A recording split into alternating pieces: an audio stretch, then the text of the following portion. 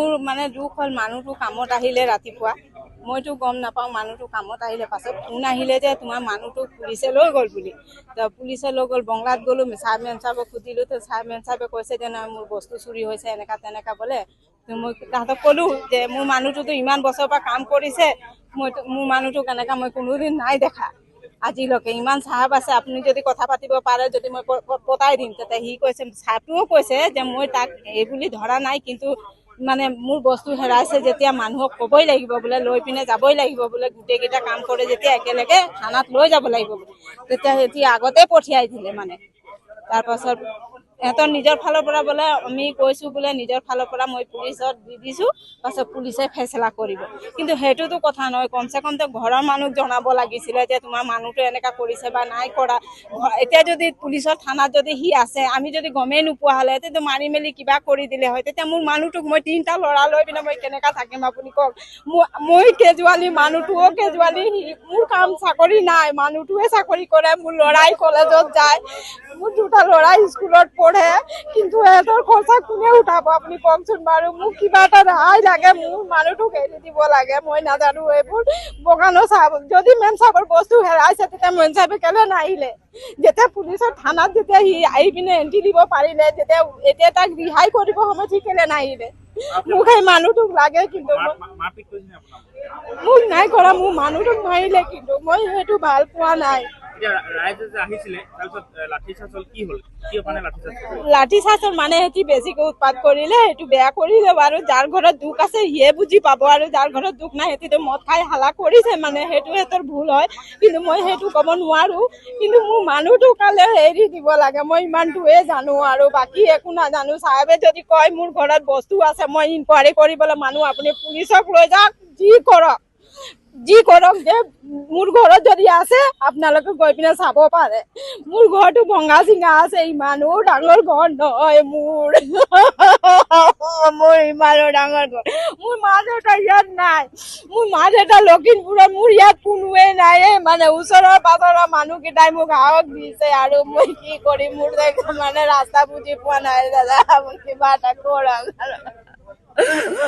গুচি গ'লে মোৰ একোৱে নাই মোৰ ল'ৰা এতিয়ালৈকে কাম কৰা বুজিয়ে নাপায় এটা 5-6 বছৰত আছে এটা 10 বছৰত আছে মই কি কৰিম আপোনালোকে কওক কিবা এটা ৰাস্তা দেখুৱাই দিয়ক আৰু মই একো নাজানো বাকী উৎপাত কৰিলে এইকেইটা কৰিলে মই একো নাজানো মোৰ মানুহটো কালি এৰি দিব তাৰ এটা ৰেকৰ্ড নাই আপোনালোকে থানাত যদি বিচাৰিব পাৰে তাত যদি ৰেকৰ্ড আছে কিবা এটা কোনো বংলাত তেতিয়া আপোনালোকে ক'ব পাৰে আৰু মই সেইটো যে কৈ দিছোঁ আপোনাক যে মোৰ মানুহটোক এৰি দিয়ক যেহেতু আমি অসম চাহ জনজাতি ছাত্ৰ সন্থা পানীতোলা উপশাখা সমিতিয়ে যিটো দুখী আছে তেওঁলোকক আমি দুখী আছে তেহেঁতক আমি কোনো মানে থানাৰ পৰা উলিয়াই লৈ যাব লাগিব আৰু যিসকলে এইটো দুৰ্ঘটনাত সংঘটিত হৈ আছে তেখেতলোকক অতি শীঘ্ৰে কৰায়ত্ব কৰিব লাগে বুলি আমি অসম চাহ জনজাতি ছাত্ৰ সন্থাৰ তৰফৰ পৰা দাবী জনাইছোঁ। ঘটনাটো প্ৰথমৰ পৰা কি হৈছিলে ক'বচোন ঘটনাটো যিহেতু আমি 12:30 মানত গম পাইছোঁ ফোনৰ যোগেদি গম পাইছোঁ যে আমাৰ 5জন কৰ্মচাৰীক তেওঁলোকে থানাত মানে কৰায়ত্ব কৰিছে বুলি আমি গম পাইছোঁ অভিযোগ পাইছোঁ যিহেতু তেওঁলোকে শনিবাৰে পৰিচালকজনে শনিবাৰ দিনা ছুটি লৈছিলে আৰু যিমানখিনি কৰ্মচাৰী আছিলে তেওঁলোকৰ মানে শনিবাৰ দিনা দৰমহা আছিলে সিদিনাখন তেওঁলোকে 4টামান বজাত চাবি তাবি দি ওলাই গ'ল বুলি কৈছিলে মানে তাৰ পিছদিনাখন ৰাতি পৰিচালকজনে আহি চালে সেইটো সময়ত ভালেই আছিলে কিন্তু আজি ৰাতিপুৱা 10টা 11:30 মানত চাইছে নিজৰ গডৰেজটো খুলি তাত 23,000 টকা আছিলে বুলি কৈছিলে তাৰ পাছত সোণৰ 2 লাখ টকা আছিলে বুলি অভিযোগ দিছিলে তো সেইটো ক্ষেত্ৰতে আজি এই পৰিস্থিতি উত্তপ্ত হৈছে মানে অভিযোগ থানাত গোচৰ দিছিলে গোচৰ আৰক্ষীয়ে কি কৰিলে আৰক্ষীয়ে সোধ-পোছ কৰিলে কিন্তু কৰ্মচাৰীসকলক কিন্তু উচিত তদন্ত এতিয়ালৈকে হোৱা নাই ৰাইজ ইয়াত গোট খাইছিলে, কিয় গোট খাইছিলে? ৰাইজ গোট খাইছিলে মানে এওঁলোকক মানে কিয় মানে কোবাইছে বুলি কৈছে অভিযোগ। এইটো মানে কেনেকুৱা গম পালে ৰাইজে সেইটো আমি সঠিককৈ ক'ব নোৱাৰোঁ, যিহেতু আমি গোটেই কথাবিলাক IC ছাৰৰ লগত সমালোচনা কৰি পিনে আমি দোষীক মানে উলিয়াই লৈ আহিম বুলি প্ৰতিশ্ৰুতি দিছিলোঁ। এতিয়া আৰক্ষীয়ে লাঠি চালনা কৰিছে, যিহেতু দুখ পাইছে নি মানুহ? দুখ পাইছে বুলি আমাক অভিযোগ দিছে। সেইকাৰণে গোটেই ৰাইজে পানীতোলাবাসী ৰাইজে ওলাই আহি পিনে এই পৰিস্থিতিত সন্মুখীন হৈছে। এই যে চুৰিকাণ্ড সংঘটিত হ'ল, এইটো কাৰ ঘৰ হ'ল? চুৰি মানে বাগানৰ এছিষ্টেণ্ট মেনেজাৰ। নামটো? Deputy manager. মেনেজাৰজনৰ নামটো অৱগত নহয় মই, যিহেতু ঘটনাটো যিহেতু আমি 12:30 মানত গম পাইছোঁ, ফোনৰ যোগেদি গম পাইছোঁ যে আমাৰ 5জন কৰ্মচাৰীক তেওঁলোকে থানাত মানে কৰায়ত্ব কৰিছে বুলি আমি গম পাইছিলোঁ, অভিযোগ পাইছিলোঁ। যিহেতু তেওঁলোকে শনিবাৰে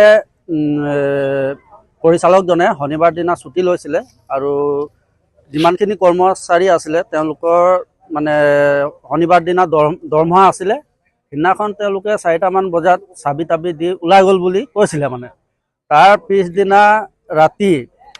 পিছদিনাখন ৰাতি পৰিচালকজনে আহি চালে, সেইটো সময়ত ভালেই আছিলে। কিন্তু আজি ৰাতিপুৱা 10টা 11:30 মানত চাইছে নিজৰ গডৰেজটো খুলি, তাত 23,000 টকা আছিলে বুলি কৈছিলে। তাৰ পাছত সোণৰ 2 লাখ টকা আছিলে বুলি অভিযোগ দিছিলে। তো সেইটো ক্ষেত্ৰতে আজি এই পৰিস্থিতি উত্তপ্ত হৈছে। মানে অভিযোগ থানাত গোচৰ দিছিলে? গোচৰ। তাৰপিছত আৰক্ষীয়ে কি কৰিলে? আৰক্ষীয়ে সোধ-পোছ কৰিলে, কিন্তু কৰ্মচাৰীসকলক, কিন্তু উচিত তদন্ত এতিয়ালৈকে হোৱা নাই। ৰাইজ ইয়াত গোট খাইছিলে, কিয় গোট খাইছিলে? ৰাইজ গোট খাইছিলে মানে এওঁলোকক মানে কিয় মানে কোবাইছে বুলি কৈছে অভিযোগ। এইটো মানে কেনেকুৱা গম পালে ৰাইজে সেইটো আমি সঠিককৈ ক'ব নোৱাৰোঁ, যিহেতু আমি গোটেই কথাবিলাক IC ছাৰৰ লগত সমালোচনা কৰি পিনে আমি দোষীক মানে উলিয়াই লৈ আহিম বুলি প্ৰতিশ্ৰুতি দিছিলোঁ। দুখ পাইছে বুলি আমাক অভিযোগ দিছে। সেইকাৰণে গোটেই ৰাইজে পানীতোলাবাসী ৰাইজে ওলাই আহি পিনে এই পৰিস্থিতিত সন্মুখীন হৈছে। এই যে চুৰিকাণ্ড সংঘটিত হ'ল, এইটো কাৰ ঘৰ হ'ল? চুৰি মানে বাগানৰ এছিষ্টেণ্ট মেনেজাৰ। নামটো? Deputy manager. মেনেজাৰজনৰ নামটো অৱগত নহয় মই, যিহেতু